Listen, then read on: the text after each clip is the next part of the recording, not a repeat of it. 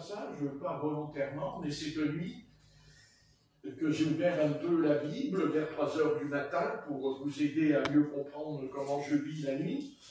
Il n'y a pas de secret, vous voyez. Et dans le prophète Osée, eh bien, nous allons lire un petit passage, mais qui veut tout dire. Un petit passage qui veut tout dire.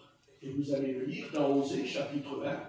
Et nous allons lire ce qui est écrit. Et on lit à partir du verset 2. La première fois que l'Éternel adressa la parole à Osée, l'Éternel dit à Osée, « Va, prends une femme prostituée et des enfants de prostitution, car le pays se prostitue, il abandonne l'Éternel. » Il alla et il prit Gomère, fille de Diblaïm. Elle conçut et lui enfanta un fils. Et l'Éternel lui dit, appelle-le du nom de Jisréel, car encore un peu de temps, et je châtierai la maison de Jéhu pour le sang versé à Jisréel. Je mettrai fin au royaume de la maison d'Israël. En ce jour-là, je briserai l'arc d'Israël dans la vallée de Jisréel. Elle conçut de nouveau et enfanta une fille. On va s'arrêter là. C'est pas la peine d'aller plus loin, c'est trop long. Je crois qu'il est éteint parce qu'à 6h30, il doit descendre manger. Allô, Pierrot? Est-ce que tu vas descendre manger, là? Oui, je suis en train de manger. Ah, bah, je te laisse alors. Ça va. Je coupe parce que ça va gêner les gens. D'accord? À moins que ça ne les dérange pas? Allô? Non, ça va, allez. D'accord. Merci, Pierrot. Oui. Ils écoutent. Bon, c'est bien. Voilà, donc le prophète Osée, dans la Bible, qui est un prophète de l'Ancien Testament, eh bien, nous dit nous explique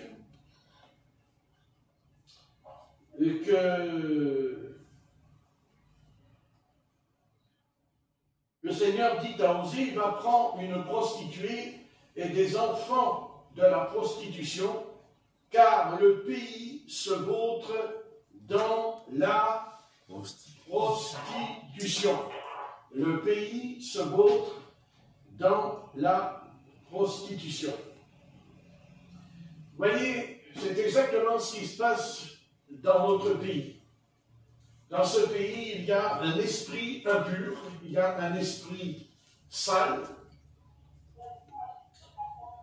il y a un esprit de prostitution, c'est-à-dire il y a le péché. Mais le problème, c'est que ce péché, vous voyez, il y a comme ça en ce moment des choses qui sont vraiment dramatiques. Quand on entend qu'on se permet de faire des choses impures avec les petits-enfants, qu'on touche aux petits-enfants, des gestes qui sont vraiment ignobles. Et le Seigneur nous avertit et nous met en garde en nous disant que, car le pays se vautre dans la prostitution. C'est-à-dire que le pays est rempli de choses impures, des choses sales, des choses qui ne sont plus à la gloire du Seigneur. Et bien sûr, que quand il y a le péché, eh bien, il y a aussi un châtiment. Quand il y a le péché, il y a des conséquences, car le péché ne peut attirer sur nous que la malédiction, peut attirer sur nous que des problèmes, que des ennuis. Et ce pays, notre pays, eh bien, est un pays rempli d'impureté, de choses impures, de choses sales, de choses qui n'ont plus rien à voir avec la sainteté du Seigneur. Quand on parle de Dieu, parce que tout le monde se met à parler de Dieu, nous explique Dieu c'est ceci, Dieu c'est cela. D'autres diront, mais qui est Dieu? Comment est Dieu? Eh bien, ce soir, je vais essayer de vous expliquer qu'il n'y a pas grand-chose à dire à son sujet, mais une chose est certaine, c'est que Dieu est saint. Et c'est que Dieu est 3 fois saint. Et le contraire de la sainteté, c'est l'impureté. La prostitution, l'homosexualité, la fornication, la débauche, l'impudicité, toutes ces choses ne peuvent apporter sur une nation qui pratique ce péché, ne peut avoir que des problèmes et des ennuis, et de gros ennuis. Donc ce soir, ce qui m'intéresse, et ce qui doit nous intéresser, c'est pas de savoir si le pays il est à droite, si le pays il est à gauche, c'est pas de savoir si le pays il est du modem, s'il est de communiste, s'il est de la droite ou de l'extrême droite. Ça, c'est le problème des hommes. Notre problème dans ce pays, c'est que la Bible nous dit par le prophète Osée qu'il y a quelque chose qui tourne pas rond dans ce pays, c'est que le pays se vautre dans la prostitution, se vautre dans l'impureté, dans le péché. Donc, ça ne peut pas aller et ça n'ira pas, car ce n'est pas possible. Et quand on lit la suite du passage, nous voyons que Dieu permet à son prophète, eh bien, il dit, le Seigneur dit à Osée, va prendre une prostituée des enfants de la prostitution. Voyez, car le pays se vautre dans la prostitution en abandonnant le Seigneur. Voyez, en abandonnant le Seigneur. C'est tout ce qui peut nous arriver quand on abandonne Dieu, quand on se détourne de Dieu, quand on quitte Dieu. Eh bien, de toute manière, ça ne va pas tourner rond dans le pays. Ça ne tourne déjà pas rond dans les foyers, ça ne tourne pas rond déjà même dans l'État, mais c'est normal, puisque même dans l'État, il y a un esprit de prostitution. Et que ça plaise ou que ça ne plaise pas, moi je ne suis pas là pour caresser le petit chat et le petit chien pour lui faire plaisir. La Bible nous dit que tant qu'on pratiquera le péché, quand on pratiquera l'impureté, l'impudicité, quand on se livrera à la débauche, et bien sûr, maintenant on ne se contente plus de coucher avec une prostituée, on ne se contente plus de coucher avec un homme, mais on va maintenant coucher avec les petits-enfants. On va prendre les petits-enfants, les petites filles, les petits garçons, et on va commencer à les tripoter. Et même, nous avons même maintenant des hommes religieux qui se permettent, en disant qu'ils sont de Dieu, et en même temps, ils sont en train de vivre dans le péché. Mais le péché a ses conséquences, parce que il est écrit que ce que tu sèmes, tu le récolteras. Oui. Voyez, ce qu'on sème, on le récolte. Quand on a un jardin, eh bien, quand on met une plante, eh bien, si on met un radis, on aura des radis. Et si on met des poireaux, on aura des poireaux. Et si on sème des pommes de terre, eh bien, on aura des pommes de terre. Et aujourd'hui, eh bien, nous avons semé le péché, nous avons toléré le péché, et comme dit l'Éternel, le salaire du péché, c'est la mort. Point à la ligne. Et ça, c'est déclaré dans la Genèse, dans le premier livre de la Bible, quand Dieu créa Adam et Ève, il leur a bien précisé, en leur disant, observe mes commandements, observe ma parole, et si tu te détournes de la Bible, automatiquement, le châtiment de Dieu viendra, c'est certain. Et c'est ce qui est arrivé pendant des siècles et des siècles. Eh bien, les choses ont été terribles. Nous savons que nous avons vécu 2 guerres mondiales, la première et la deuxième guerre mondiale.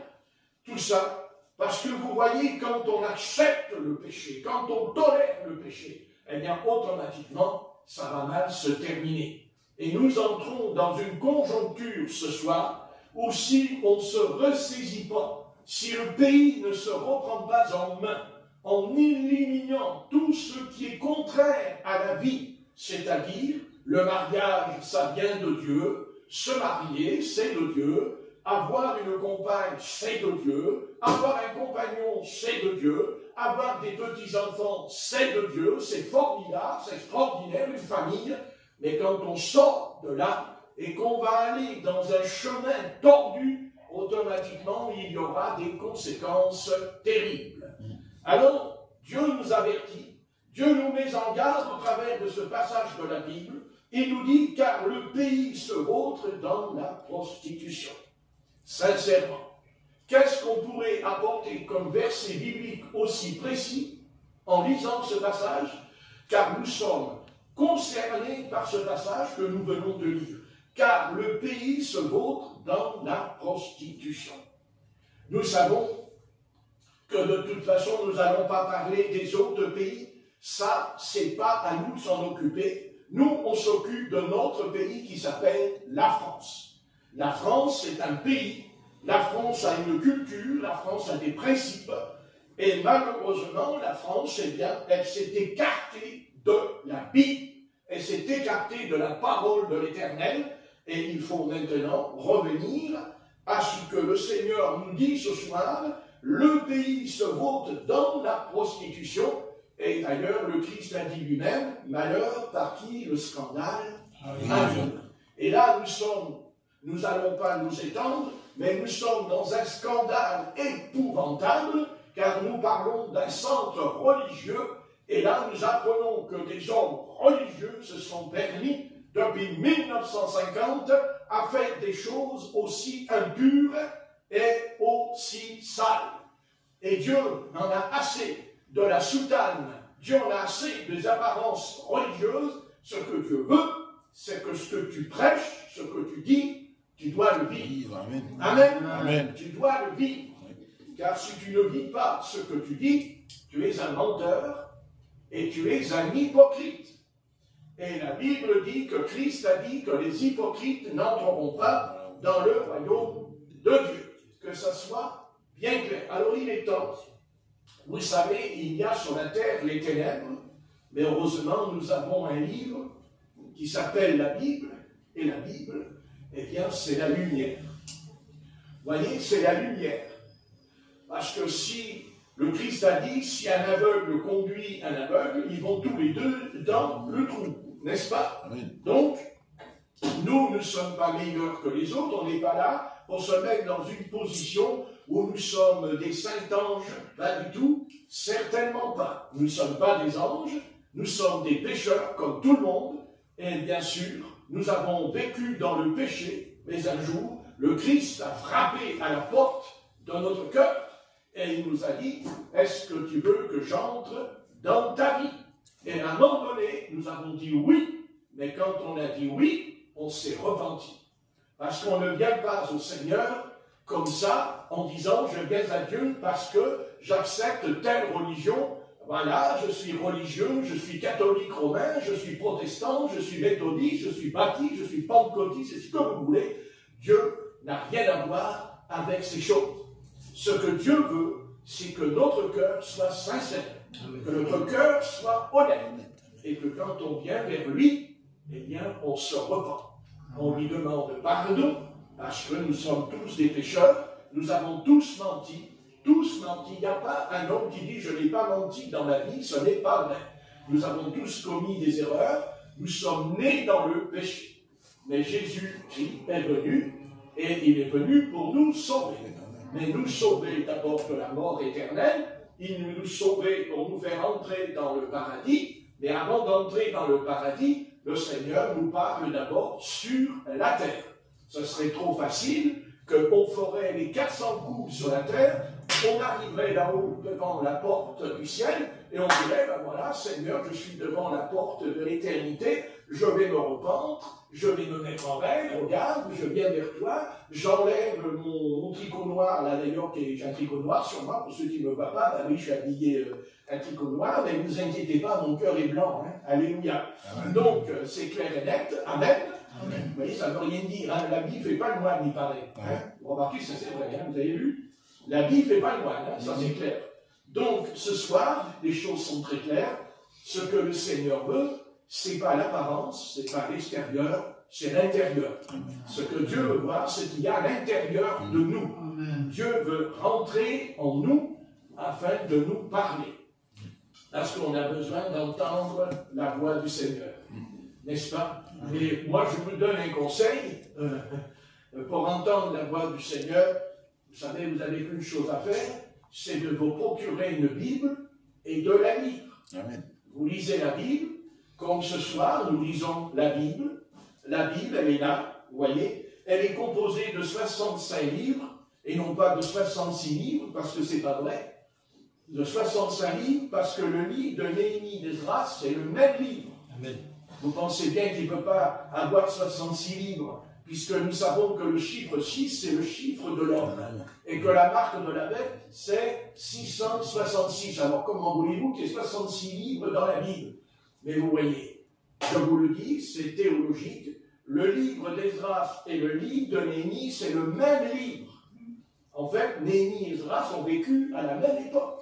C'est tous les deux qui ont restauré Israël, n'est-ce pas? Maintenant, moi je vous dis qu'on n'a pas besoin de lire 65 livres d'un coup pour comprendre. Un seul verset peut nous éclairer. Amen. Et ce soir, nous tombons sur un verset. Vous savez, ce que nous venons de lire est exactement ce qui se passe en ce moment. Le pays est rempli de prostitution. Et même, je pourrais vous lire un autre passage, il dit, le pays est rempli de violence. C'est pas vrai ça non plus. Oui. Il n'y a que de la violence, que de la haine. Il y a quelque chose qui ne marche plus, quelque chose qui ne colle plus. Il y a quelque chose qui dérape, il y a quelque chose qui déraille. Et je pense que le train est en train de dérailler en ce moment. Oui. Mais dans le train, eh bien, il n'y a pas que des wagons, il y a aussi des voyageurs à l'intérieur. Il y a des enfants, il y a des mamans, des papas à l'intérieur. Et bien sûr que celui qui conduit le train, s'il est en train de se droguer, n'est-ce pas, eh bien, le train, il va aller dans le ravin. Quand on conduit une voiture, eh bien, il ne faut pas se droguer, on ne prend pas d'alcool, on ne se drogue pas, parce que ça s'appelle des causes à effet. Si tu prends la voiture et que tu ne bois pas d'alcool, eh bien, c'est certain que tu n'auras pas d'accident. À moins qu'en face, il y ait un fou qui arrive et qui te rentre dedans. Mais ce n'est pas toi qui es responsable. Il faut apprendre à se responsabiliser. Donc, je vous dis, quand on monte dans la voiture et qu'on a bu, il y a l'accident. Quand on se drogue, il y a un accident. Donc, le mieux, c'est pas de prendre la voiture, n'est-ce pas? Et c'est pareil au niveau du gouvernement, c'est pareil au niveau de l'État. Si au niveau de l'État, au plus haut de l'État, eh bien, ceux qui gouvernent la nation ne sont pas clairs, ne marchent pas comme il faut dans leur vie, eh bien, le troupeau, il va aller dans le ravin. Ça, c'est clair. Et c'est ce que nous sommes en train de vivre. Et ce n'est pas parce que nous sommes en train de vivre qu'on est obligé de l'accepter. On n'est pas obligé d'accepter ce qui se passe. Parce que nous avons la Bible, la parole de Dieu, qui nous montre des choses pour que nous puissions revenir à des choses un peu plus sensées, équilibrées, et arriver maintenant à comprendre que celui qui doit gouverner, ce n'est pas que les hommes, mais c'est Dieu qui doit gouverner la terre. C'est Dieu qui doit être à la tête de l'Église et non pas un homme. C'est Dieu qui doit gouverner le pays. Mais voilà, Dieu, on n'en veut pas, on n'en veut pas. Dieu, on n'en veut pas. On veut la religion, mais on ne veut pas de Dieu. Mais Dieu, lui, il nous a créés à son image et à sa ressemblance. Et il nous appelle. On ne peut pas faire autrement. C'est comme un petit enfant. C'est comme un petit enfant qui dit à sa mère, je n'ai pas besoin de mon père. Je n'ai pas besoin de ma mère. Je me débrouille tout seul. Ce n'est pas vrai. Ce n'est pas possible. Parce que c'est un enfant. Et que cet enfant, il a besoin de son père et de sa mère. Et nous, les hommes, on se croit tellement intelligents qu'on n'a pas besoin. On n'a pas besoin de notre Père céleste. On n'a pas besoin de lui. On est assez grand pour se débrouiller tout seul. Mais ça ne fonctionne pas. Ça ne peut pas marcher. Et ça ne marchera pas. Ils peuvent faire tout ce qu'ils veulent. Ils iront dans le ravin, ils iront dans la Bible, ils vont se casser la figure, ils vont se fracasser contre un mur, et même s'ils cherchent à faire la paix, car la Bible dit paix aux hommes de bonne volonté. Mais il est écrit aussi que quand les hommes diront paix et sûreté, une ruine soudaine les surprendra. Parce que la paix venant de l'homme ne pourra jamais, jamais tenir. C'est impossible. La seule paix qui durera, c'est la paix de Dieu. Vous savez pourquoi? Comment un peuple peut connaître la paix? C'est parce que lui-même, chaque individu, personnellement, a déjà fait la paix avec Dieu dans sa chambre. Car tout commence dans sa chambre. Vous savez très bien que le matin on se lève, on sort de sa chambre, parce que nous avons des devoirs à remplir. Et le soir, quand on entre, on ne retourne pas dans la rue, on ne va pas frapper à la porte du patron. « Salut patron, il est 8 heures du soir, je viens de travailler. » Ok, le patron il va dire ah, « c'est formidable ça, mais je te préviens, je ne te paye pas les heures supplémentaires. Hein. Pas de question. » Alors tu retournes à la maison, tu retournes dans ta maison. C'est ainsi que Dieu a fait la vie. Dieu a fait la vie et Dieu a fait comprendre que l'homme a besoin d'une demeure, il a besoin d'un habitat, il a besoin de se retrouver dans son milieu. Et chacun de nous, ce soir, nous avons notre milieu. N'est-ce pas? Vous venez là, vous venez et j'ai mon milieu. Et vous, tout à l'heure, quand vous allez rentrer, eh bien, vous avez votre petite chambre, vous avez votre petite salle à manger, vous avez votre cuisine. Vous vous rendez compte, si on voit ma cuisine par rapport à vos cuisines, on se dit, je n'ai pas trop envie de rester dans la cuisine de cet homme, hein, parce que sa cuisine, elle est spéciale quand même. Hein. On dirait la cuisine, elle n'est pas très... Hein. Bon, moi, je viens, mais je ne peux pas rester dans sa cuisine, parce que c'est une drôle de cuisine. Mais moi, ça me plaît, c'est ma cuisine. Vous voyez, j'ai une poubelle, par-dessus, je mets une planche en bois dessus la poubelle. Ça n'existe pas de mettre une planche au-dessus de la poubelle. Il n'y a que chez le pasteur qu'on trouve ce genre de poubelle. Vous voyez, mais moi, ça me plaît. Moi, j'ai pas envie d'une poubelle conforme à la poubelle. C'est ma manière de vivre. Et chacun de nous, nous avons notre petite manière, nous avons nos petites manies, n'est-ce pas? Vous lavez la vaisselle avec du palmolive, et puis après, vous lavez la vaisselle avec de l'Ajax, par exemple. L'autre, il dit, non, je ne veux pas palmolive vaisselle. Moi, je veux, voilà, chacun a son petit truc, n'est-ce pas? Hein? Voilà. Et moi, si je viens chez vous et que je commence à vous dire, ah non, il ne faut pas prendre cette lessive, il ne faut pas faire la lessive avec cette lessive, vous dites, écoute, je t'aime bien, mais la porte, toi, elle est ouverte, elle est grande. Hein? Voilà, tu sors, parce que ça suffit, parce que c'est votre vie. Ce soir, vous allez rentrer, vous allez faire votre vie, n'est-ce pas? Vous allez retrouver votre vie. Voilà, c'est comme ça, n'est-ce pas? Ici, il y a des familles, et bien, chaque famille a sa propre. Voilà, même quand on va au marché, eh bien, vous allez acheter des légumes, mais peut-être pas des mêmes légumes. Chacun a son petit truc. Par contre, il y a quelque chose qui est toujours pareil pour chaque famille, et pour chaque homme, et pour chaque femme, et même pour chaque enfant. C'est qu'on a une chambre. Et oui, on a une chambre.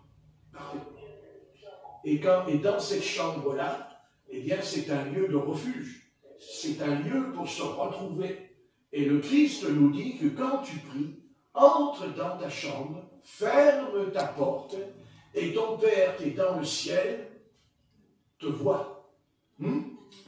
Entre dans ta chambre, ferme ta porte et prie. Donc vous voyez que quand on entre dans notre chambre, eh bien on se prend un moment de prière. Et quand on prie, il dit que notre Seigneur, notre Dieu, nous voit et nous entend. Amen. Donc j'invite, peut-être que c'est comme ça qu'on va commencer peut-être à redresser la nation, à redresser le pays. Je dis à chaque habitant de ce pays de rentrer dans sa chambre, de fermer la porte et de commencer à prier le Seigneur. Amen. Amen. De prier le Seigneur.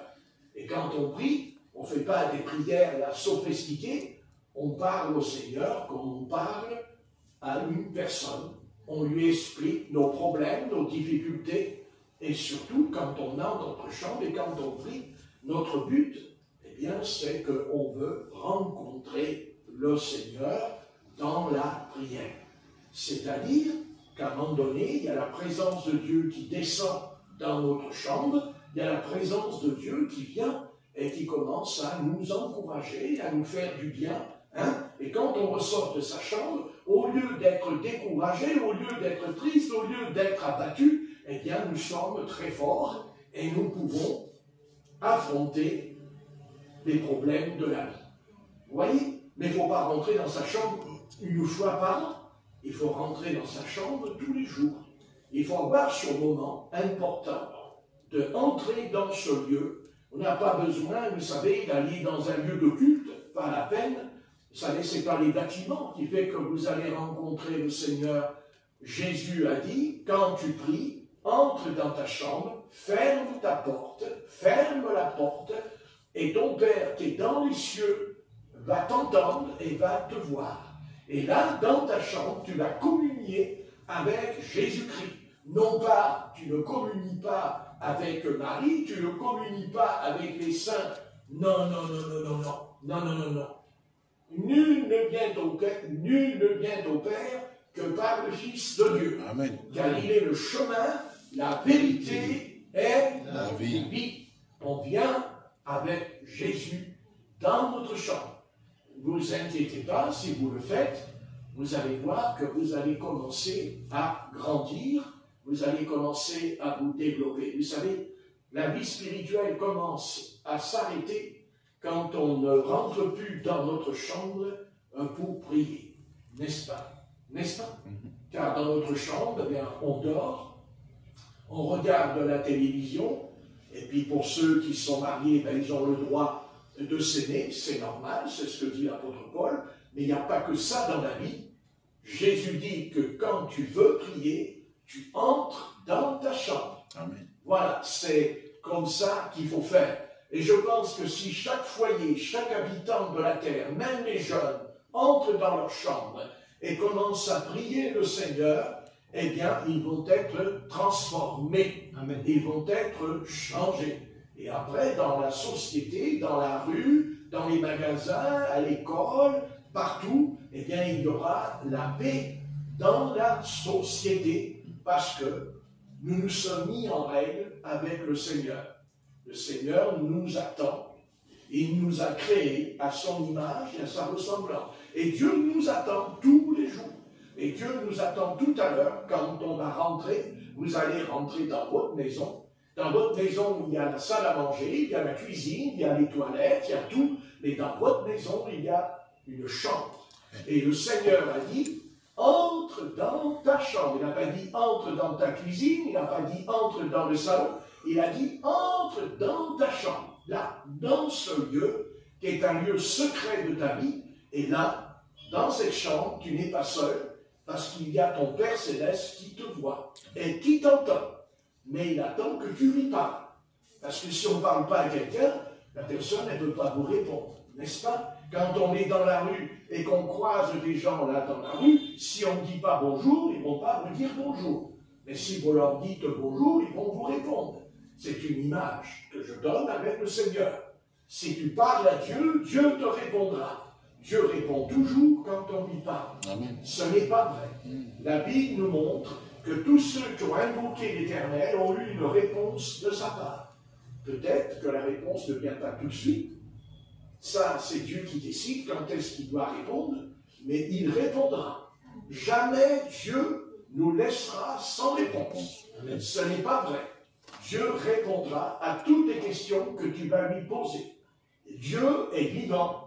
Et il est vivant parce que Christ est ressuscité des morts. Et que, certes, il n'est pas là, il est assis là-haut, à la droite du Père Céleste, mais, comme je l'ai dit tout à l'heure dans la prière, il ne nous a pas laissés seuls, il ne nous a pas abandonnés, il ne nous a pas laissés orphelins.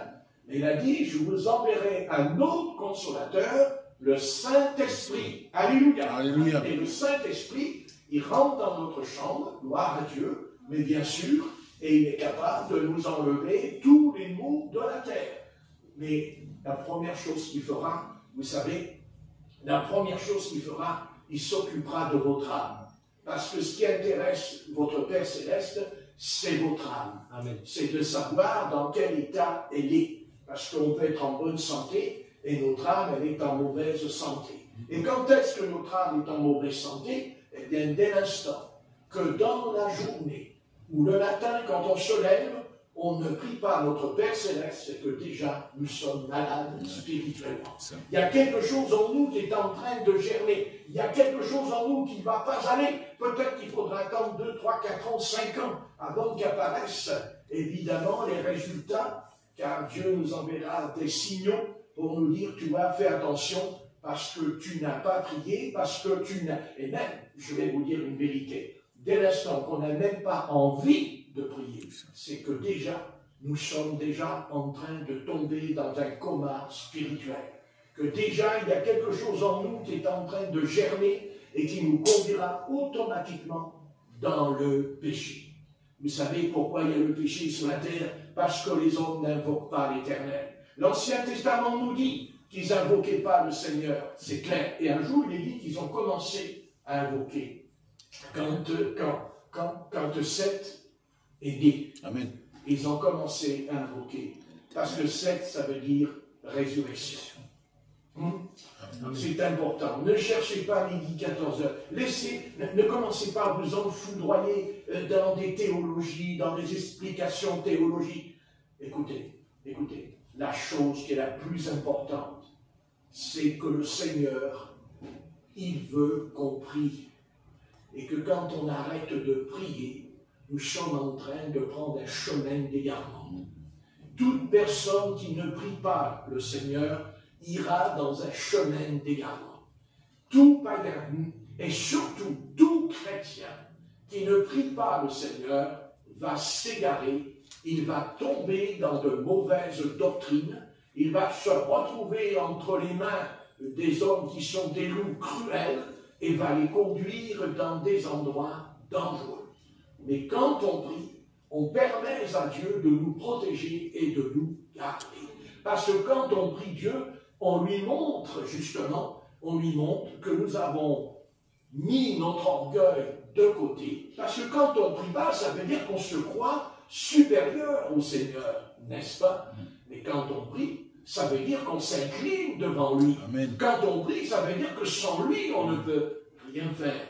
Et quand on prie, eh bien, nous avons un bol d'air qui va venir en nous.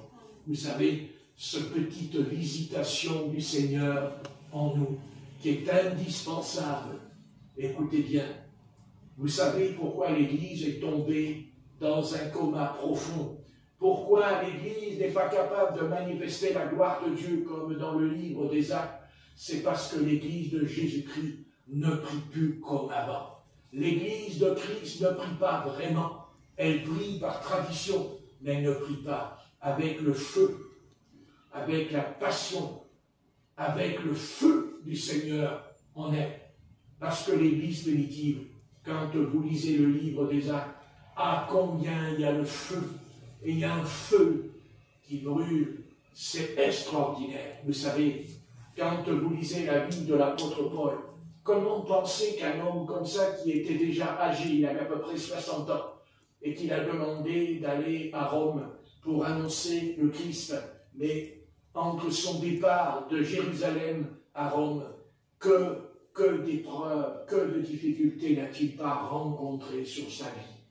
Vous savez, quand il s'est retrouvé sur le navire, et que le navire s'est fracassé contre les rochers, et que l'apôtre Paul, il a nagé dans l'eau, eh bien, mon ami, il avait le feu, ce gars-là. Parce que quand il est arrivé sur la plage, il a ramassé des brindilles, et il a allumé le feu, parce qu'il savait que ses compagnons, les marins, allaient arriver vers lui. Mais lui, il est le premier, parce que le Seigneur lui a donné la flamme en lui. Et pas seulement une flamme spirituelle, parce que, croyez-moi, quand on parle de Samson, qui avait une force de Dieu en lui, expliquez-moi qu'un homme de 60 ans comme l'apôtre Paul, qui a pu nager dans l'eau glacée, il dit que les étoiles n'étaient plus dans le ciel, et que l'eau était froide, puisque c'était écrit que c'était en hiver, que l'apôtre Paul s'est retrouvé dans l'eau. Qu'aurions-nous fait? On aurait peut-être pleuré dans l'eau, on aurait pleuré, on court, au secours, mais pas l'apôtre Paul, pas l'apôtre Paul. c'est un homme formidable, parce que Christ était en lui, les amis, et ce n'était pas des discussions et des mots. Cet homme-là était loin de Dieu. Et comme Samson a détruit les Philistins, vous savez, avec une mâchoire d'âne, Samson n'a peut-être pas fait ça, mais il a nagé dans l'eau glacée, et il ne s'est pas plaint. Il n'a pas pleuré, il n'a pas dit « Oh Seigneur, c'est injuste, tu m'as abandonné, regarde, le navire s'est fracassé, je suis perdu. » Non, c'est un homme de pointe, c'est un homme courageux, car il aurait pu être un chef d'État, celui-là. Alléluia. Alléluia. On en voudrait des hommes comme ça, n'est-ce pas? Un État courageux, volontaire. Il a ramassé les brindilles, et d'un seul coup, la Bible nous dit qu'un serpent l'a mordu, n'est-ce pas? Le serpent, il a mordu son bras. Et les habitants qui étaient dans l'île, ils ont vu l'apôtre Paul, ils ont dit « Oh, ça y est, ah oui, bah, le Dieu de la mer, il n'a pas pu l'avoir, alors c'est le Dieu des brindilles là, qui a quitté. Hein, ça. » Mais au bout d'un moment, ils ont vu que l'apôtre Paul, il était bien gaillard, et qu'il préparait tout. Vous voyez, ils ont dit « Ouh là là, mais qu'est-ce que c'est que ce gars-là hein ?» Et l'apôtre Paul est un homme où il y avait la puissance du Seigneur en lui, parce qu'à un moment donné, il y a Publius, n'est-ce pas, un Romain de l'Empire de Rome, Publius, qui est venu vers l'apôtre Paul, et il m'a dit, oh, l'apôtre Paul, oh là là, j'ai la dysenterie, je suis malade. L'apôtre Paul, il pourrait dire, moi, je ne suis pas malade, moi, hein, tu viens de traverser la mer dans l'eau glacée, n'est-ce pas? Alors, et non, l'apôtre Paul, il lui a imposé les mains. Je le vois, l'apôtre Paul, il a dû l'attraper comme ça, sa tête, avec ses deux mains. Et te guéris. Enfin, c'est moi qui fais le théâtre. Hein. On te guérit. Tu vois. Mais c'est qui est guéri. Amen. C'est qui est guéri. Amen. Et toute l'île, tous les habitants de l'île sont venus se faire imposer les mains. Et ils ont été guéris. C'est ce que dit le livre des Actes. Amen. Par les anciens. Hein? Ah, c'est sûr que l'apôtre Paul, il n'était pas dans une grosse voiture, vous savez, qui coûte je ne sais pas combien. L'apôtre Paul n'a pas des costumes comme beaucoup de prédicateurs aujourd'hui, vous savez, les gros costumes qu'ils ont les pasteurs sur eux, avec des bagues aux doigts, tout le bazar, vous voyez. Non, l'apôtre Paul n'était pas ce genre d'homme, mais quand il a prié, la gloire de Dieu est descendue sur lui. Et toute l'île a été visitée par le Seigneur Jésus-Christ. C'est une île qui était dans la mer, hein, c'est pas n'importe quoi. Vous voyez, les voies du Seigneur ne sont pas les nôtres. Lui, il voulait aller à Rome, il va à Rome pour rendre témoignage, mais il ne savait pas qu'il allait atterrir sur cette île. Ça, c'est certain. Et puis, il n'y a pas que ça. Déjà, sur le bateau, il a commencé à dire qu'il a préparé la Sainte Seine, hein, le pain, le vin, et il a dit, aucun des marins ne périra dans ce navire. Aucun. Et il n'y en a aucun qui a péri. Exactement ce que l'apôtre a fait. Il dit qu'ils n'avaient pas mangé pendant 14 jours, les marins. Et l'apôtre Paul, il dit, cette nuit, il dit, un ange de Christ à qui j'appartiens m'est apparu. Vous voyez, c'est pas pareil. C'est pas pareil. Et ce sera pareil pour nous. Quand le moment viendra, quand la tempête va venir et va souffler, vous savez, vous verrez, le Christ, il sera là. Amen. Il sera là, j'en suis convaincu. Et croyez-moi, de toute façon, vous savez, il fera ça, et d'un coup, notre corps sera changé dans un corps incorruptible, et on partira. De toute façon, si tu rentres dans ta chambre, que tu fermes ta porte tous les jours, et que tu pries ton Seigneur tous les jours, sincèrement, et même, je vais te dire une vérité, tu fais ce que tu veux, je fais ce que je veux. Mais le Christ, il a dit, vous n'avez pas pu veiller 1 heure avec moi. Donc ça veut dire qu'on peut veiller 1 heure par jour pour aller vers ce Seigneur. Vous voyez, pour aller vers lui. Et quand le moment viendra, vous savez, le Seigneur, il n'oublie pas, il n'oublie rien. Le Seigneur, il n'oublie rien du tout. Il n'oublie rien, il n'oublie rien du tout. Il n'oublie pas Dieu. Vous savez, il n'oublie pas. Ah oui, c'est sûr. Alors tâchez de plus vous fracasser la tête contre un mur, ça ne servira à rien. D'ailleurs, le mur, il ne tombera pas, entre parenthèses, hein, parce que la muraille de Jéricho, c'est pas l'armée d'Israël qui l'a fait tomber, c'est l'Éternel. On est bien d'accord, oui. Au contraire, Dieu leur a dit, ne touchez pas au mur, mais vous allez jouer de la trompette. Hein, pendant 7 jours. Hein. Qui aurait pu? Qui peut comprendre ça? Que que tu joues de la trompette et que la muraille tombe. Mais qui a fait tomber la muraille? C'est les trompettes? Non. Non. Mais les trompettes, c'est quoi la trompette? C'est un signal de l'armée de l'Éternel. Et la Bible dit que l'archange sonnera de la trompette. Amen. Amen. Si, c'est marqué. Parce que c'est bien beau de parler d'enlèvement. Mais on oublie qu'il dit que l'archange sonnera de la trompette. Vous voyez, il y a la trompette qui va sonner. Et c'est quoi cette trompette? On va entendre une trompette là qui va sonner dans la rue? Non. Non. Ben voilà la trompette, c'est la Bible. C'est la Bible, c'est la trompette. C'est le message qu'il y a dedans. Et dedans, il y a un message. Il y a quelque chose de caché dans ce livre au sujet de l'enlèvement. Il y a quelque chose qui nous est caché encore ce soir. On sait qu'il y aura l'enlèvement, mais on ne sait pas comment. On ne sait pas vraiment comment ça va se passer. Mais Dieu nous révélera. Dieu nous révélera. Il y a quelque chose là qui est caché là, dans ce livre. Quand l'archange sonnera, c'est-à-dire le message. D'ailleurs, c'est écrit à la voix du septième ange. C'est écrit. Apocalypse 10, verset 7, vous lirez à la voix du septième ange. Le mystère de Dieu s'accomplit. Vous voyez, il y a quelque chose, c'est obligé. Vous voyez, quand on dit on va être enlevé comme ça d'un coup, on va partir d'un coup, ce n'est pas tout à fait la vérité. Il y a des passages qui nous parlent, par exemple, du septième ange. À la voix du septième ange. Vous voyez, il nous parle aussi des 7 tonnerres. Il dit il y a les 7 tonnerres qui ont retenti. Et nous savons que l'Esprit de Dieu a dit à Jean de ne pas écrire ce qu'on dit des 7 tonnerres. Scelle les 7 tonnerres. Scelle, c'est-à-dire voilé, caché, scellé. Mais il faut, vous voyez, c'est comme les parchemins. Vous prenez un parchemin, on mettait un ruban autour. Vous voyez, on ne pouvait pas l'ouvrir. Il fallait briser le ruban pour lire le parchemin. Vous voyez? C'est pour ça que d'ailleurs c'est écrit, les 7 sceaux ont été brisés. Vous lirez, brisés, il y a marqué. Hein? Regardez, quand on lit les 7 sceaux, dans l'Apocalypse,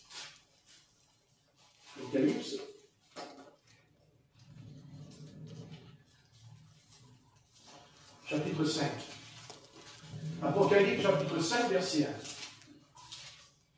Alors je vis dans la main droite de celui qui était assis sur le trône, un livre était écrit au-dedans et au dos, scellé de 7 sceaux.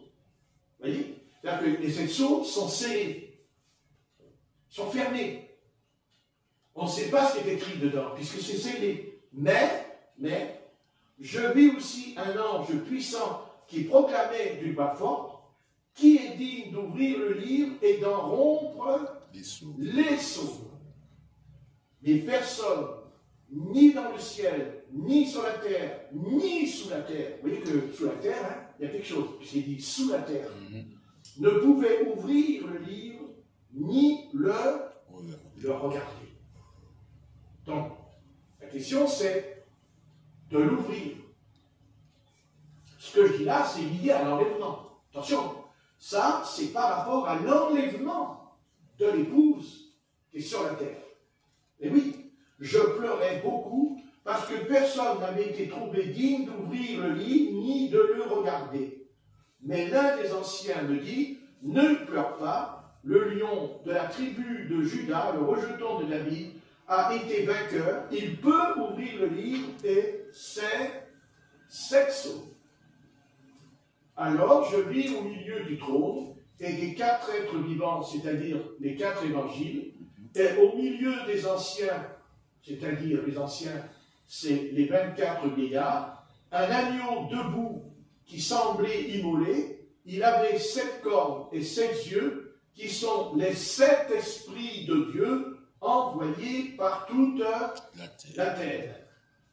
Il va, je ne vais pas vous expliquer qui sont les 7 esprits de Dieu, ce sont 7 messagers. Il va recevoir le livre de la main droite de celui qui était assis sur le trône.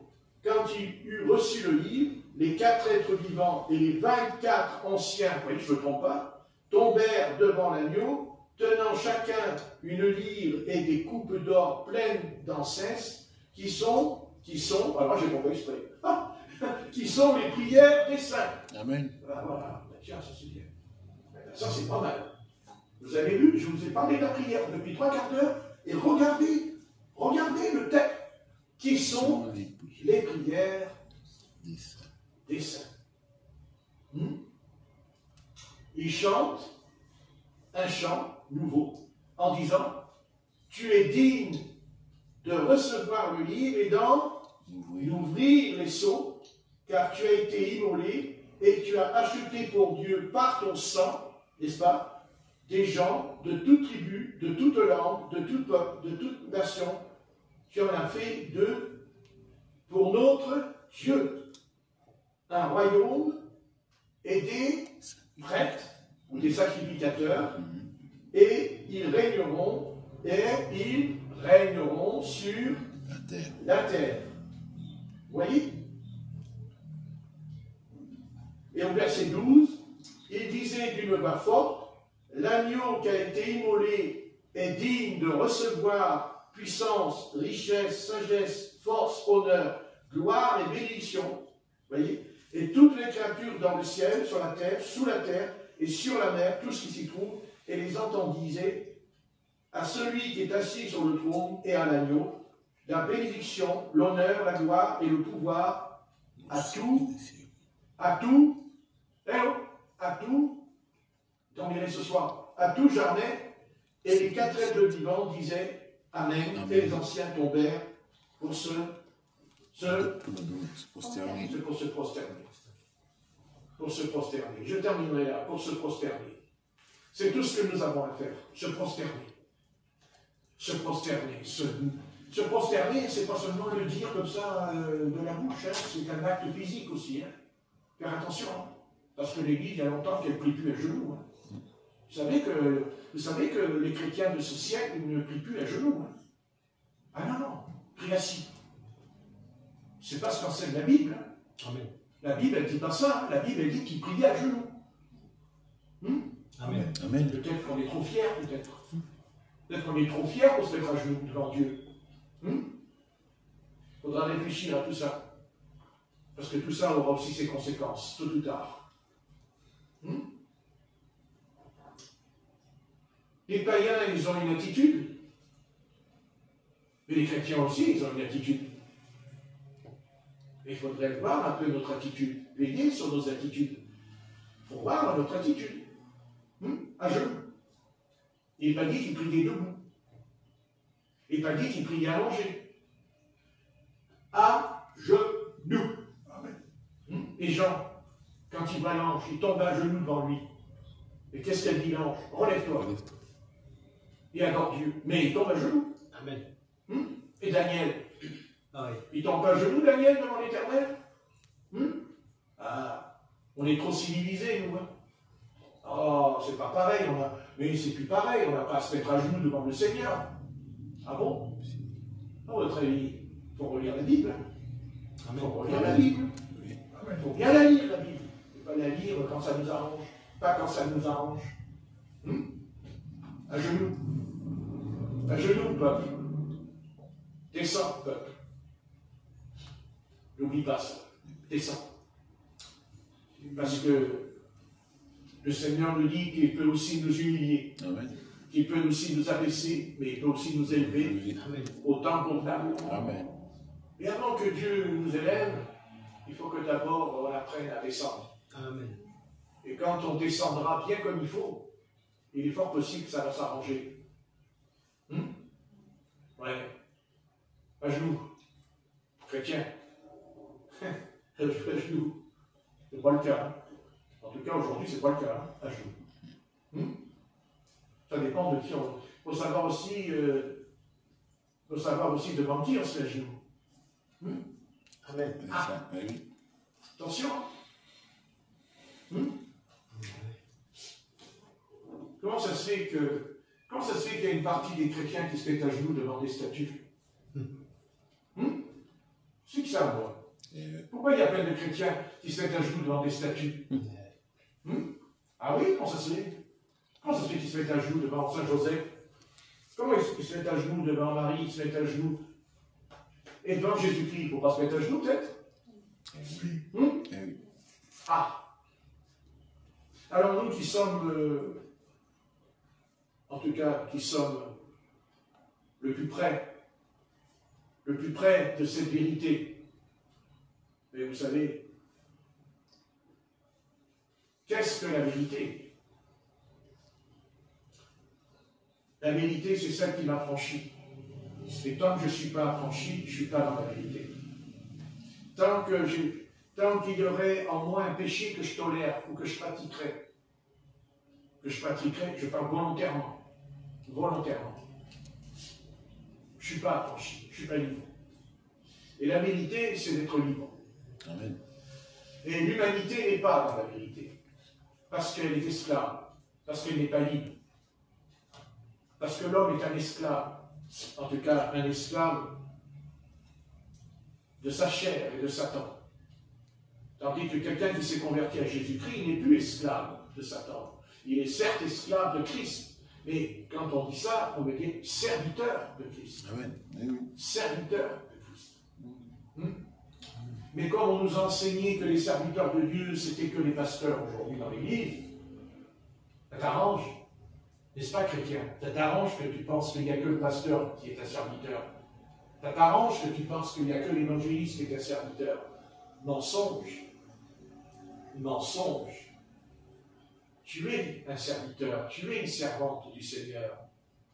Mais seulement l'adversaire s'est bien arrangé. On le voit d'ailleurs avec la doctrine des œuvres des Nico-laïcs, des laïcs, qui fait que comme ça, toi qui n'es pas pasteur, donc tu n'as pas la même responsabilité, tu n'as pas les mêmes devoirs, et après tout, tu es au-dessus, tu n'es pas au-dessus, tu n'es pas pasteur. Qu'est-ce que c'est que cette doctrine Qu'est-ce que c'est cette doctrine-là? D'où elle sort cette doctrine? Elle n'est pas biblique, c'est pas la Bible, ça. Tu es un serviteur, parce que Paul l'a dit dans l'Épître aux Romains. Nous sommes tous sacrificateurs de Dieu. C'est ça qui est écrit, non? Il me semble, hein? Amen. Nous sommes tous sacrificateurs, tous. Mais ça ne nous arrange pas, hein? Ah non. Mais non, ça nous décharge un petit peu la conscience en disant oui, mais moi je ne suis pas pasteur, alors moi je n'ai pas à prier pendant 1 heure. S'il n'y a que le pasteur qui prie 1 heure, ça il prie pour moi, moi je suis tranquille. Oui, mais c'est là que tu n'es pas tranquille, justement. Ça ne marche pas, c'est tout. Non, ça ne marche pas, bien-aimé. Tu es serviteur parce que tu es esclave de Christ. Alors, si tu n'es pas un esclave de Christ, tu n'es pas affranchi, tu n'es pas libre. Il ne faut pas oublier que quand Moïse a donné la loi, il parlera aussi qu'on mettait un anneau là aux oreilles pendant 7 ans. Et qu'au bout de 7 ans, s'il voulait être libre, l'esclave, on lui enlevait l'anneau, et il était libre. Il était libre. Libre. Sommes-nous libres? Est-ce qu'on est vraiment libre? Est-ce que nous sommes libres de toute tentation? Est-ce que nous sommes libres vraiment? Si on n'arrive pas à prier dans la journée, c'est qu'on n'est pas libre. C'est qu'on n'est pas libre. Parce que cette liberté, vous savez, je répète, on a 2 poumons. Sans les poumons, on meurt. Pourquoi? Parce qu'ils ne reçoivent plus d'oxygène, c'est-à-dire le souffle de l'air. Il faut bien comprendre que quand Dieu nous a sauvés, il a créé en nous un nouvel homme. Il a créé en nous une nouvelle femme. Mais elle n'existe que par le souffle du Saint-Esprit, c'est-à-dire les poumons. Et c'est quoi les poumons? Et c'est la prière.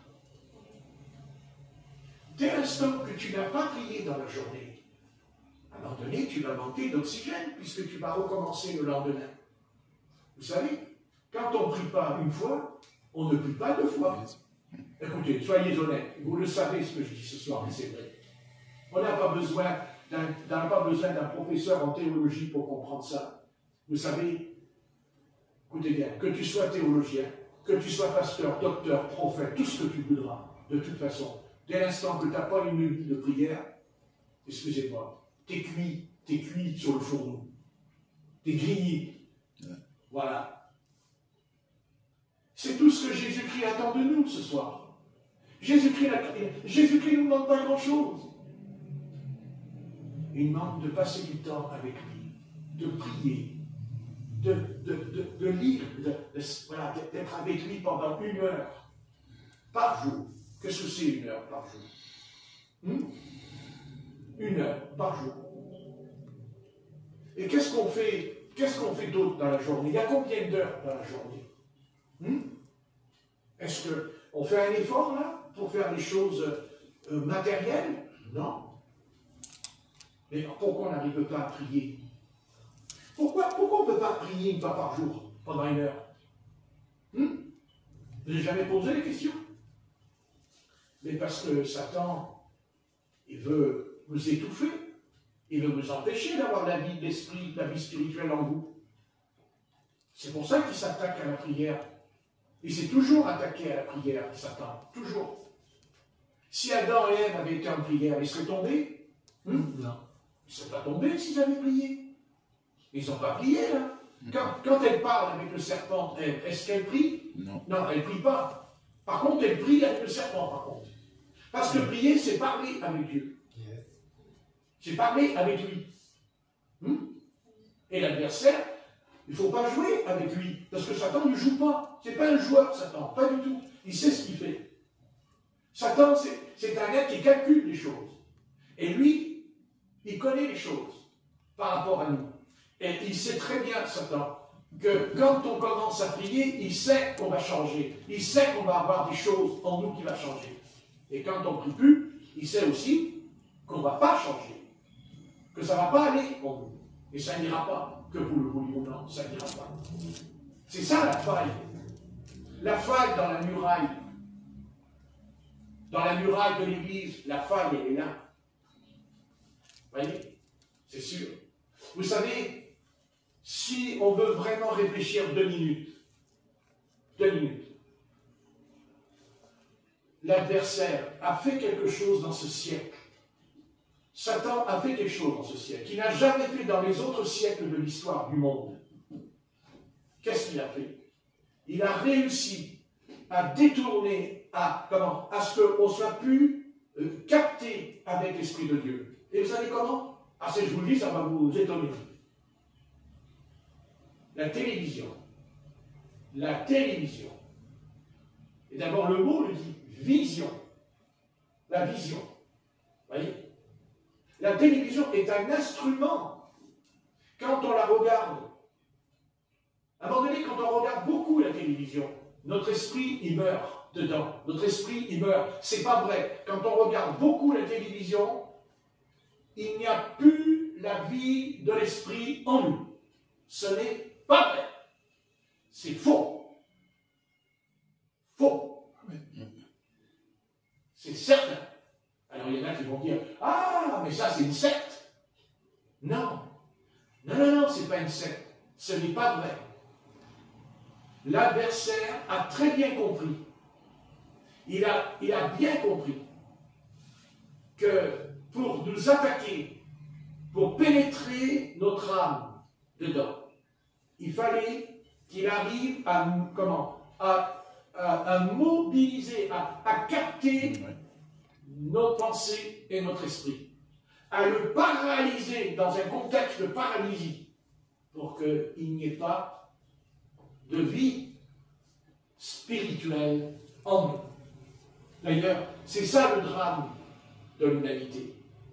D'ailleurs, l'humanité sera sauvée qu'à une seule condition, c'est quand elle sera spirituelle. Elle est sauvée. Mais si elle est matérielle, elle est perdue. Et le siècle dans lequel nous sommes entrés, et ça je vous le dis, où il sera spirituel, où il sera matériel. C'est l'un ou l'autre. Mais ce n'est pas les deux en même temps. Ça sera un choix que le monde chrétien devra faire tôt ou tard dans sa vie. C'est l'un ou l'autre. Mais pas les deux en même temps. C'est impossible.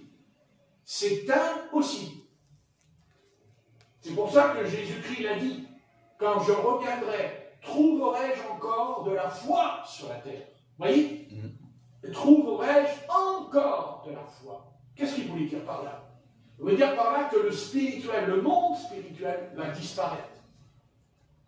C'est ça l'intelligence artificielle. Qu'est-ce qui est le but de cette affaire? C'est quoi cette histoire? L'intelligence artificielle. Il dit artificielle.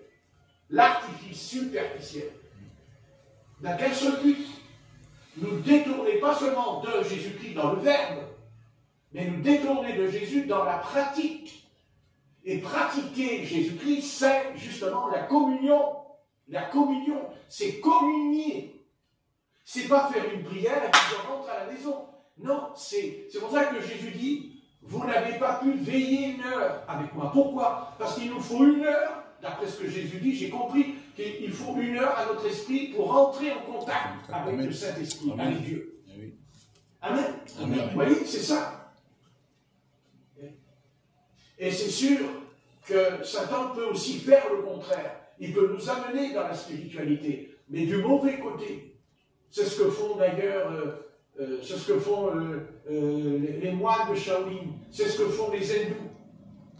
Les hindous, l'Inde, ils ont une capacité de choses. Ils ne vivent pas comme nous, les hindous. Ils sont capables de rester 2, 3, 4 heures, fermer les yeux. Et ils tombent dans un extase. Ils tombent dans l'extase. Et comme c'est du mauvais côté, automatiquement, c'est diabolique, c'est satanique en eux. C'est évident. Mais ça n'empêche pas qu'ils ont. Satan leur a donné cette faculté. C'est Satan qui leur a donné cette faculté, d'être dans cet état. Vous croyez qu'en Inde, ils vivent comme nous? Vous pensez que dans d'autres pays, ils vivent comme nous? Mais même pas en Amérique, ils ne vivent pas comme nous. Allez aux États-Unis, vous verrez le nombre d'églises qu'il y a partout aux États-Unis.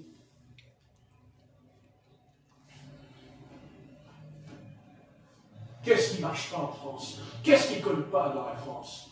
Et c'est ça. C'est ça qui ne colle pas en France. Parce qu'il n'y a plus de spiritualité. Parce qu'on a détruit la spiritualité en nous parlant des années-lumière et tout le bazar. La révolution aussi, ça détruit. Ben oui. Si demain l'Église, elle prend cette décision, quand je parle de l'Église, je veux parler de tous ceux qui disent, moi je crois au Seigneur Jésus, après, que m'importe le vêtement dans lequel ils ont revêtu. Ils ont le vêtement pentecôtiste, ça ne me dérange pas. Ils ont le vêtement catholique romain, mais ça ne me dérange pas, ce n'est qu'un vêtement pour moi. Mais ce qui compte, c'est qu'à un moment donné, un catholique romain, un catholique ou un protestant, un pentecôtiste, qu'importe, à un moment donné, allez les gars, on se met en prière, allez, on arrête et on va tous se mettre en prière. Amen. Et le Saint-Esprit descend. Amen. Et qu'est-ce qu'il va faire? Eh bien, il va éclairer les catholiques, il va éclairer les protestants. C'est-à-dire que les protestants ont reçu une lumière que les catholiques n'ont pas. Les pentecôtistes, ils ont une lumière que les méthodistes ou les baptistes n'ont pas. Et oui, c'est une question. Et Satan a su, il a eu cette capacité en lui, non plus de nous persécuter physiquement, comme il l'a fait au temps de la Réforme, où il a envoyé les chrétiens dans les prisons, dans les oubliettes, il torturait. Non, il a compris ça. Au contraire, plus il y a eu ça, plus l'Église, elle était fervente, puissante sur la terre. Non, il s'est dit non. Mais non. Mais moi, Satan, je suis le plus grand matérialiste qu'il y a. Je suis le plus grand matérialiste. Au contraire, bien sûr, mais Dieu aussi, il est pour la matière, puisque c'est lui qui l'a créé. Mais Dieu, il n'a pas créé que la matière, il a créé il a créé le spirituel, c'est-à-dire le contact avec le monde invisible.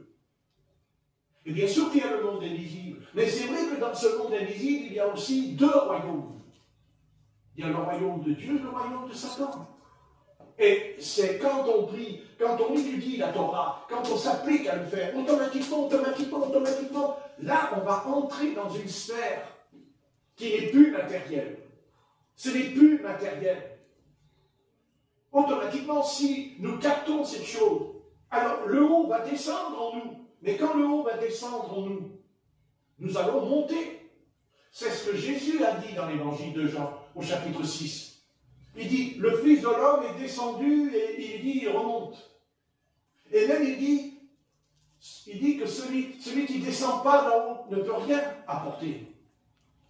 Qu'est-ce qu'on peut apporter aux hommes aujourd'hui? Quoi? La science? Maintenant, c'est l'intelligence artificielle. Mais avant, il y a la télévision, il y a eu la radio, il y a eu Internet. Non? Et il y a le smartphone. Il y a une évolution vers la matière. Mais jamais vers le spirituel. Jamais vers le spirituel. Jamais pour prier, pour lire la Bible, pour faire des rassemblements. Et si, vous vous rendez compte, si tous les soirs, il y avait des rassemblements pour venir écouter la parole de Dieu, pour être en contact avec Dieu, oh, il y aurait des miracles et des prodiges tous les soirs dans l'église. Ça fait que les maladies reculeraient, le péché reculerait. Mais que fait l'église? Elle est en vacances, l'église, n'est-ce pas? Elle est en congé payé, l'église. Elle dort, l'église. Et le diable, il se frotte les mains. Il est tout content. Il dit, super. Je ne les ai pas tués, je ne les ai pas persécutés, comme ça on ne peut pas m'accuser. Mais je leur ai fait une petite piqûre. Il dort. Il dort. Parce que quand tu dors, tu ne fais pas la cuisine quand tu dors. Quand tu dors, tu ne laves pas. Quand tu dors, tu ne manges pas. Quand tu dors, tu ne travailles pas quand tu dors. Tu es toujours vivant. Et tu fais rien. C'est exactement pareil. Si Dieu un jour envoie un homme de Dieu, à lui, un homme à lui, pas un homme qui appartient à telle dénomination, un homme à lui, lui qui le produit, cet homme-là, s'il est capable de rassembler toutes les églises, de différentes confessions, et les amène sur le terrain, qui s'appelle la chambre haute, tous dans la chambre haute. Vous allez voir le diable s'il ne va pas avoir les chocottes. Vous allez voir les démons s'ils ne vont pas se déchaîner.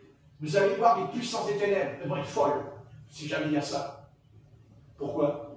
Parce que la puissance du Satan va descendre et elle va dire aux catholiques romains, ça c'est faux. Elle va dire aux protestants, ça c'est faux. Enlevez ça, enlevez ça, enlevez ça, enlevez ça. Eh oui. Et à un moment donné, la société, elle va changer. Bien sûr qu'elle va changer. Bien sûr. La drogue va s'arrêter. Parce que les drogués, Dieu, soit il les enlève, soit il les transforme. Les bandits, les gangsters, tout ce que vous voulez. Parce que Dieu a dit à l'Église, Dieu a dit, tu as le pouvoir. Je te donne le pouvoir, il a dit. Parce que parlons-en du pouvoir. Le pouvoir. Jésus a dit, je vous donne tout pouvoir sur les démons, tout pouvoir sur les scorpions, tout pouvoir sur les serpents. Il leur a dit. Et même ils sont revenus. Et ils l'ont dit à Jésus. Ils nous étaient soumis.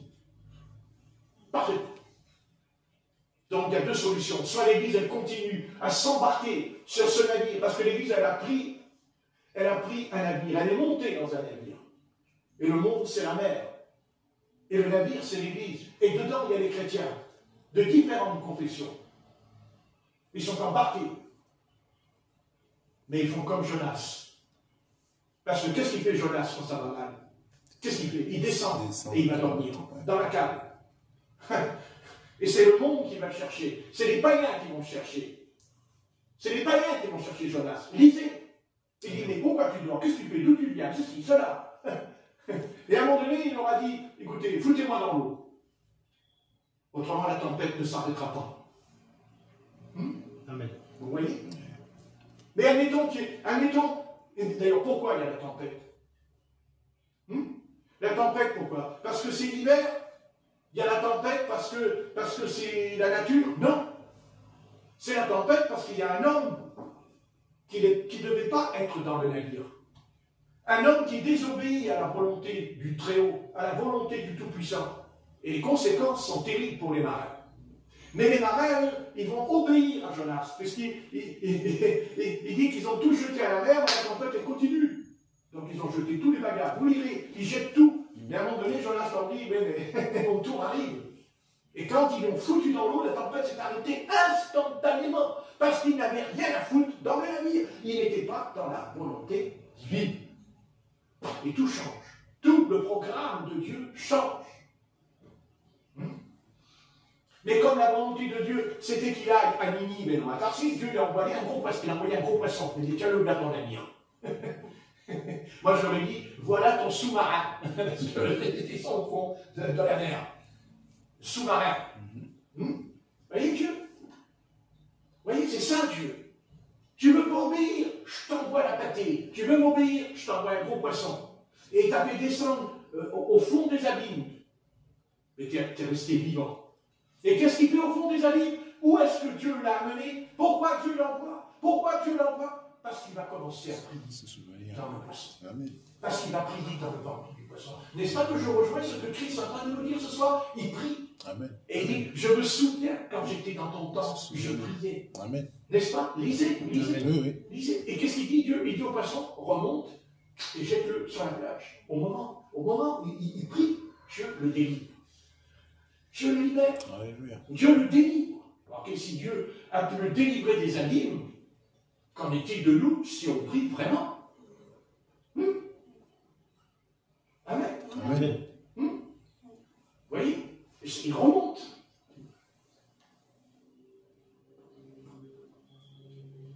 Vous dites tout va mal, c'est vrai. La société, c'est vrai. Et nous allons continuer à nous contenter de dire tout va mal. Alors que Dieu nous a dit, je vous donne tout pouvoir sur les démons. Sommes-nous si aveugles que ça? Sommes-nous tombés dans un terrible aveuglement? Non. Non. Non. Si Dieu l'a dit, c'est que c'est vrai. Amen. Mais alors pourquoi ça n'arrive pas? Mais Dieu nous dit, mais vous ne faites rien pour que ça arrive. Mais vous ne faites rien pour que ça arrive. Vous vivez votre vie quotidienne de jour en jour. Manger, boire, dormir, payer, machin. Vous vivez tranquille, vous faites une petite prière de temps en temps. Et puis pour vous, tout va bien. Ah bon? Mais si ça va si bien que ça, alors pourquoi l'Église, elle n'est pas fervente? Parce qu'après tout, si le monde s'enfonce, mais on sait pourquoi le monde s'enfonce. Mais parce que c'est Satan qui a la mainmise, on est d'accord. Mais alors Dieu, il a dit, je bâtis mon Église, c'est fini. Mais Dieu, il n'a pas bâti son Église d'abord dans le ciel. Elle ira dans le ciel, l'Église, parce que c'est là qu'elle ira, parce qu'elle ira dans le ciel. Mais avant d'aller dans le ciel, l'Église, elle est sur la terre. Amen. Amen. Je bâtirai mon Église sur la terre. Donc, vous voyez, vous dites, mais on est trop petit, Ah bon, trop petit? Mais Dieu, il prend un homme et puis il te fout tout en l'air. Il n'a pas besoin de 100 milliards d'hommes, Dieu. Il a pris un homme, ça suffit. Attention, il faut que cet homme il soit dans les mains de Dieu. Il faut que cet homme obéisse, ou cette femme obéisse à Dieu. Et quand Jonas dit obéit à Dieu, eh bien Ninive n'est pas sauvé. Mais quand Jonas obéit, ben Ninive, il est perdu. Non. Qui aurait cru que les animaux allaient se repentir? Ah, rigolo! Petit gars. Enfin, attention, après, il avait mal à la tête parce que le soleil qui lui tapait sur le carafon, et le Seigneur, il a fait un petit arbre, alors il était tout content. Oh, petit arbre, oh, il est gentil, il est gentil, petit arbre. Le Seigneur l'a créé en une nuit, le petit arbre. Il n'a pas eu besoin. Un arbre, ça peut pousser en une nuit? Ah non. Mais le Seigneur, il a dit, t'es content, hein? T'es bien là? Oh oui. J'ai les congés payés, j'ai les vacances et tout. Alors je suis bien, c'est formidable et tout. Puis non, puis attendez, l'autre nuit, il travaille le matin, il est où mon arbre? On a pleuré et tout, je vais pleurer, tu sais. Je vais pleurer. Quel homme déséquilibré, quel homme déséquilibré quand même, hein. Il est joyeux, il a pris peur, il gémit. Et Dieu lui dira, tu as pitié de ton âme, et tu n'as eu pas pitié des habitants de Ninive. Tu n'as pas pitié pour eux, tu ne voulais pas y aller. Mais alors ton âme, ton âme, alors là, il faut l'arroser tous les jours. Hein. Quand il va mourir, ton âme. Vous voyez? Vous voyez, pour un arbre,